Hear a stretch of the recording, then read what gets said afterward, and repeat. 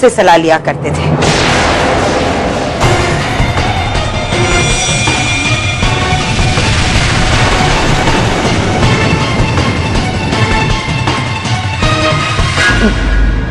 बहू, तुम इस तरह मेरे पीछे क्यों पड़ी हो आरती? मैंने तुम्हारा कुछ बिगाड़ा है? नहीं ना? फिर क्यों? मैं पूछती हूँ, क्यों तुम मुझे इस घर से बेघर करने पर तुली हो? बोलो ना आरती। वाह बुआ जी, आप तो लोमड़ी से भी ज्यादा चालाक निकली। आरती, तुम इस तरह से बुआ जी से क्यों बातें कर रही हो? तुम्हारे माँ बाबू जी ने तुम्हें तो संस्कार सिखाए हैं ना, फिर इस तरह से बुआ जी से इस तरह की बातें करने का क्या मतलब है? और बुआ, आप तो आप ही हैं। आपने हमारे घर के लिए इतना कुछ कर दिया कि आपका बहुत बड़ा एहसान है। उसके बाद भी आप थकी नहीं। इस घर को बर्बाद करने के लिए आपने पूरा अपना जोर लगा दिया।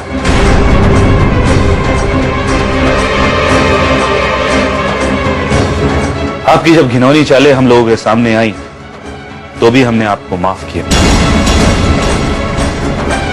लेकिन आप हैं कि इस घर और इस परिवार को बर्बाद ही करने पे लगी हुई है। आपको इस घर में रहने का सम्मान दिया, दोबारा इस घर का सदस्य मान लिया।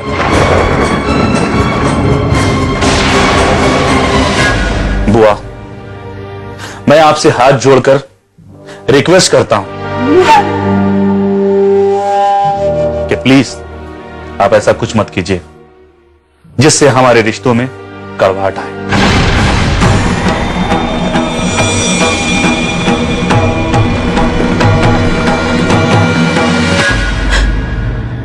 प्रेम बेटा,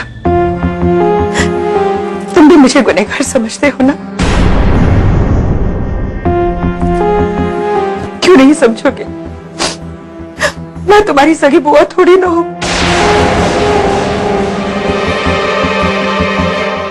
इसलिए तुम मुझसे नाराज हो ना, लेकिन मेरा यकीन मानो प्रेम, आज भी मैं तुमसे यही कहती हूँ कि मैंने जो कुछ भी किया भैया को जेल से छुड़ाने के लिए किया था।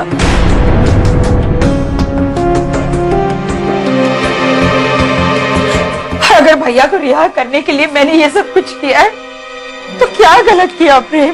क्या गलत किया मैंने? मैं कुछ भी सुनना नहीं चाहता, क्योंकि मुझे आपकी कोई भी बातें समझ में नहीं आती है।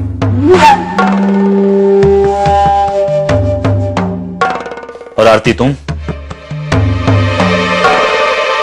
तुमको मैंने कितनी बार समझाया है कि बुआ जी से बहस मत किया करो। अगर ये तुमको कुछ कहती भी हैं तो इनसे हाथ जोड़कर माफी मांगकर चली जाया करो। ठीक है, आप जैसा कहेंगे वैसा ही मैं करूंगी। आपको दोबारा शिकायत का मौका नहीं होने दूंगी।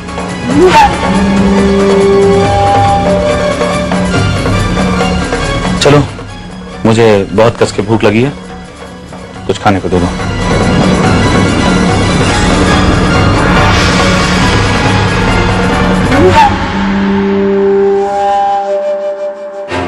आरती,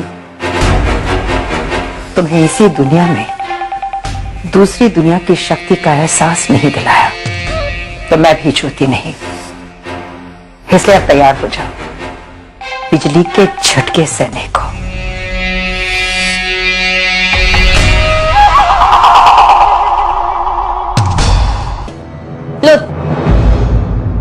कौन है तू?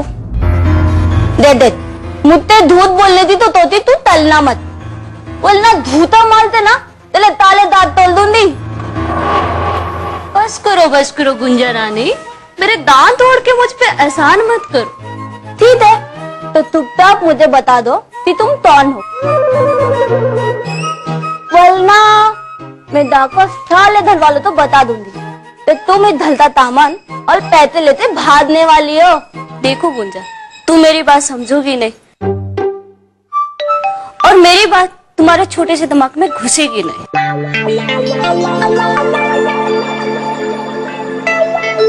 ठीक है, मैं दत्ता देती हूँ। अगर तुमने नहीं बताया ना, फिर देखना मैं तुम्हारा क्या हाल चलती हूँ।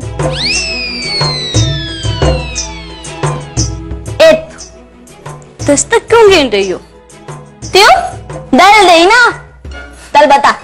नहीं, मैं तो ये कह रही थी तुझे 100 तक गिनती आती होगी। तुम 100 तक गिनो। ठीक है, 2 3 4 5 6 7 8 9। अरे अब तो बता दो, अभी भी बहुत है तुम्हारे पास। देख गुंजा, मैं एक पुलिस वाली हूँ। मैं यहाँ पे मिशन पे आई थी।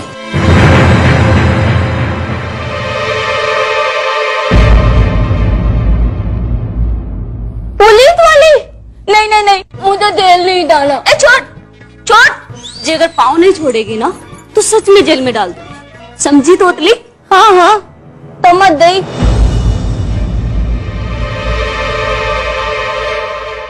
देख गुंजा, इतने दिन हम साथ में रहे तो मेरा फर्ज बनता है कि मैं तुझे सब कुछ बता दूं।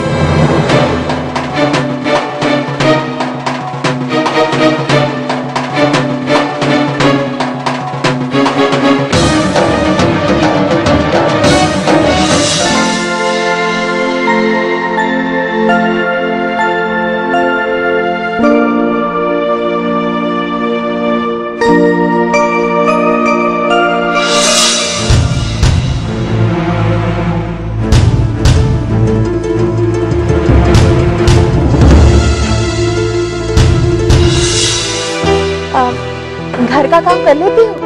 जी मैम सर, 5 साल से यही तो कर रही हूँ। ठीक है, आओ मैं तुम्हें अपनी बहू से मिलाती हूँ, वही सारा काम तुम्हें समझा देगी। जी मैम।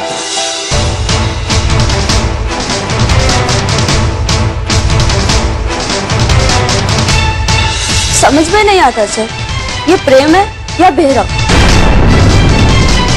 तुम्हारा क्या ख्याल है, ये कौन हो सकता?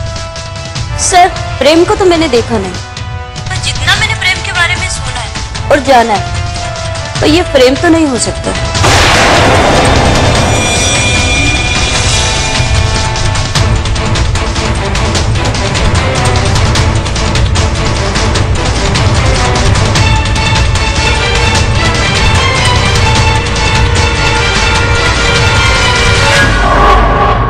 बस अब समझी मैं कौन हूँ और मैं यहाँ क्यों आई थी? हाँ हाँ, तो मत दे कि अब कौन है क्या? हे भगवान, ये तो पुलिस वाली थी, तूने मुझे बता लिया।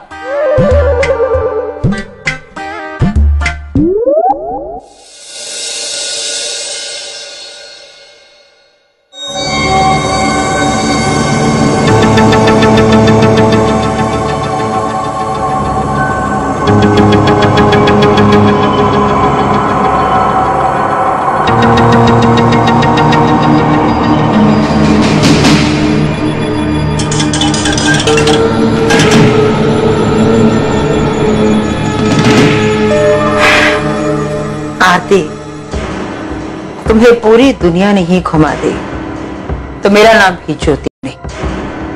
धीरे धीरे तुम अपना होश खोती जाओगी, करोगी क्या, कहोगी क्या, तुम्हें कुछ पता नहीं चलेगा, क्योंकि मैं शैतान की पुजारन हूं, ज्योति।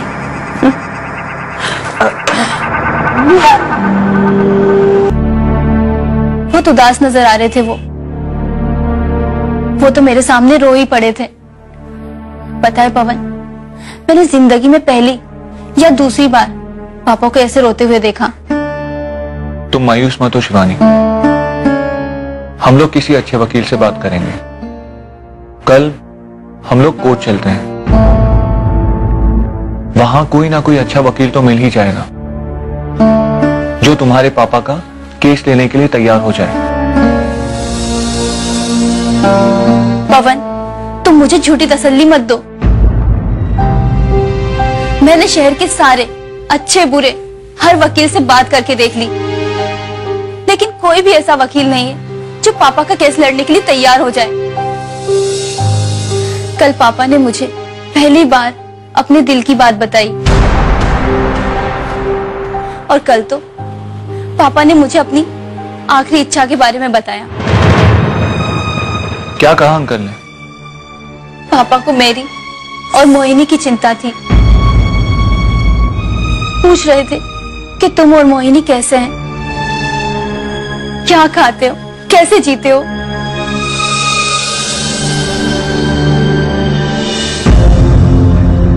शिवानी, तुम परेशान मत हो, मैं हूं ना, और मेरे होते हुए तुम और मोहिनी इस दुनिया में बिल्कुल भी अकेले नहीं हो। और जहां तक परेशानी का सवाल है, तुम्हारी कोई भी परेशानी मेरी परेशानी है।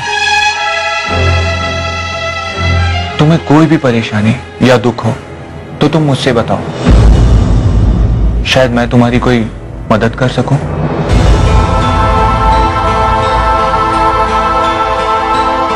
पवन, तुम मुझसे एक वादा करो कि तुम हम दोनों को छोड़कर कहीं नहीं जाओगे।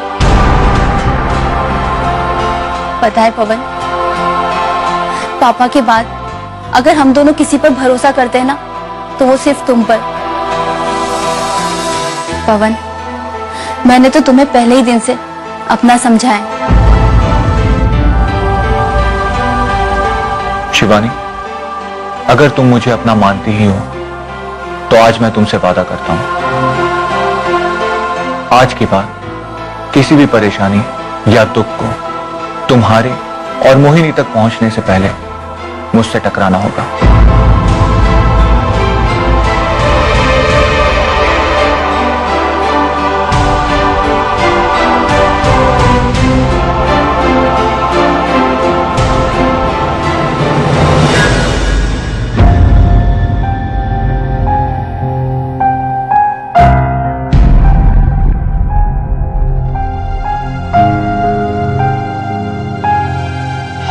कहते हैं सिंदूर तो प्रेम का प्रतीक होता है, मगर ये सिंदूर मेरी नफरत का प्रतीक है।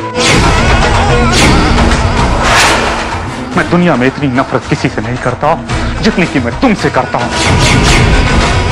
अगर आज तक तुम जो मेरे साथ करती रही वो एक मजाक था, तो ये भी मेरा एक मजाक है।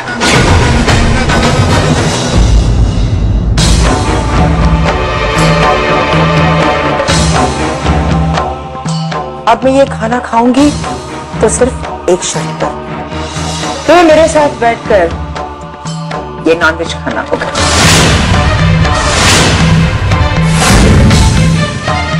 नहीं बुआ जी, मैं नहीं खा सकती। ठीक है, बात खत्म। मैं भी ये खाना नहीं खाऊंगी।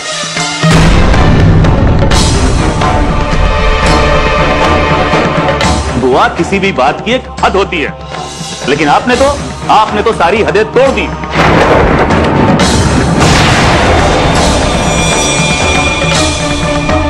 आरती आपके सामने आंसू बहा रही है, मिन्नतें कर रही है, लेकिन आपके ऊपर उसके आंसुओं का कोई असर नहीं हो रहा है।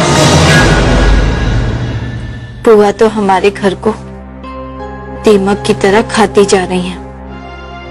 सभी घर वाले उनके बारे में सब कुछ जानते हैं, फिर भी ना जाने क्यों बुआ पर भरोसा करते हैं।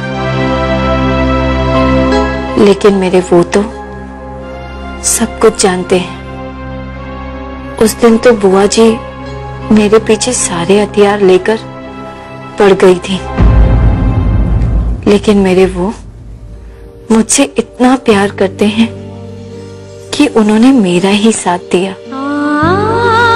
मैं तो उन्हें पहले दिन से ही जानती थी कि ये मुझसे ही प्यार करते हैं। वो तो ये बहाने करके मेरी मांग में सिंदूर भरकर ये कहकर चले गए थे कि ये मजाक है।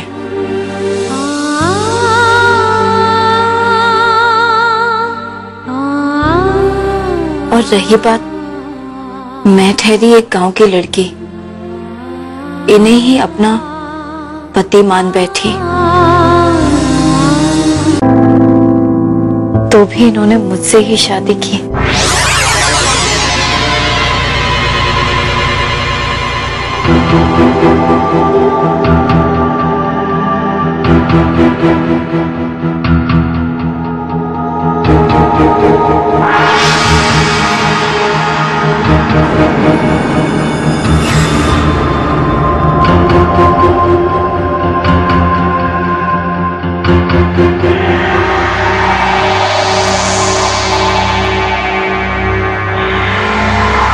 आरती का माता रानी का लॉकेट तो उसके गले में ही है। मैंने तो उसे आज तक लॉकेट उतारते हुए नहीं देखा। तो फिर मेरा काम कैसे पूरा होगा? हाँ, लगता है कुछ अलग ही करना होगा मुझे। शायद अंधेरे का इंतजार करना ही होगा, क्योंकि सारे बुरे काम अंधेरे में ही तो होते हैं।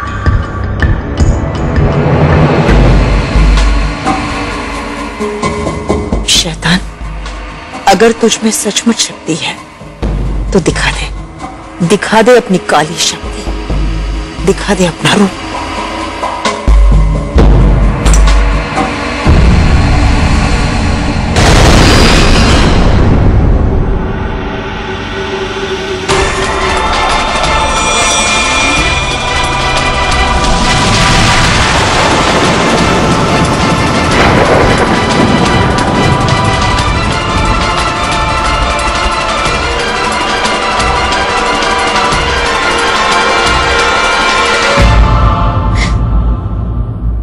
क्या हुआ माता रानी?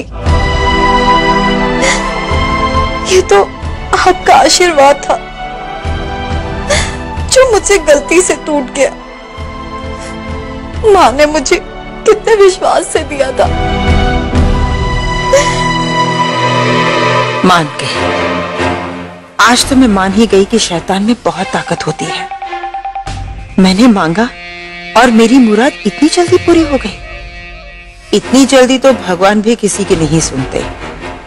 तभी तो मेरा कोई भी काम अभी तक हो ही नहीं रहा था। लेकिन आज शैतान की पुजारन बनने के बाद मुझे ऐसा लग रहा है कि मेरी सारी इच्छाएं पूरी हो जाएंगी।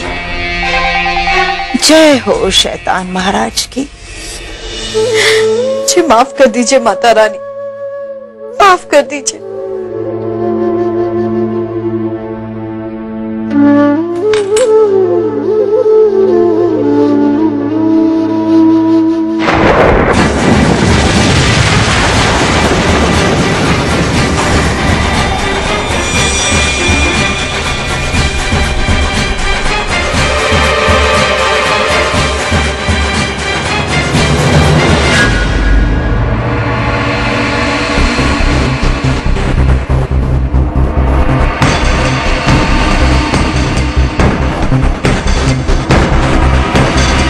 अब देखना आरती, मैं तुम्हारे दिमाग से इस घर की मालकिन होने का भूत कैसे उतारती हूँ।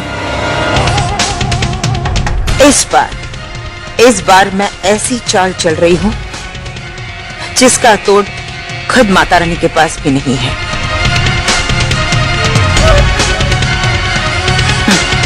शैतान की पुजारन बनने के बाद तो मैं खुद शैतान जैसा महसूस कर रही हूँ।